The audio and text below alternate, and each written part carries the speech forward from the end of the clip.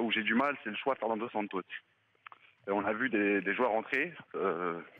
Adrien Silva qui a fait énormément de bien. Ouais, bien sûr. Ouais. L'attaquant, pareil, le jeune de Porto qui est rentré, qui a failli y mettre un but de la tête aussi suite à un super barré d'Ochoa.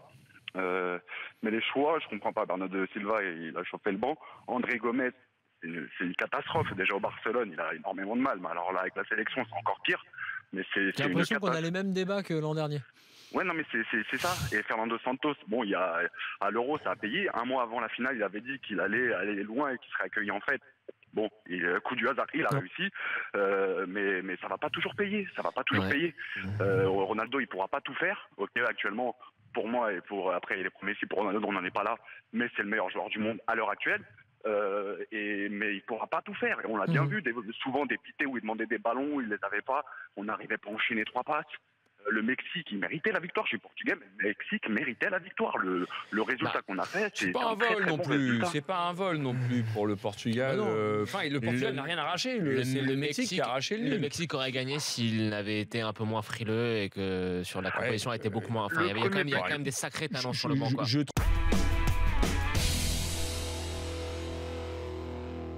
Seule façon qu'il a de redorer son blason, c'est de lui allonger un salaire de malade, comme disait notre auditeur.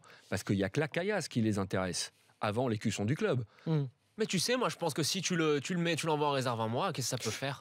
Qu'est-ce que ça peut faire ? Au moins tu montres que t'en as. Tu le perds définitivement. Simone Rovera est de retour. Je te le dis, tu le perds définitivement. Du monde à la fin de l'année. On sera peut-être avec une meilleure ligne, même si c'est du téléphone. Simone, vas-y, parle sans crainte. Alors, Marco Verratti, oui, veut partir. Marco Verratti veut aller au Barça parce qu'aujourd'hui, c'est le club qui l'intéresse le plus s'il doit quitter le Paris Saint-Germain. Je ne nie pas que l'intérêt du Bayern, c'est un très bon intérêt, mais aujourd'hui, la priorité, c'est Barcelone. L'aspect financier, oui, c'était important dans le passé. Il a cherché d'être valorisé à ce qu'il considère être son vraie valeur. J'entendais avant l'auditeur, oui, il gagne pas énormément d'argent, moins que de Matuidi, moins que... Alors, on va redire quand même que 500 000 euros, c'est beaucoup d'argent. C'est certes dans le vestiaire du Paris Saint-Germain. Quand on parle de grille de salaire, c'est rigolo comme expression pour des salaires assez insuffisants pour Marco Verratti, mais 500 000 euros, c'est beaucoup d'argent quand même. C'est entre le 7e et 8e salaire du club, et on parle d'un club qui veut faire sur Marco Verratti un travail de homme image à l'international avec Cavani.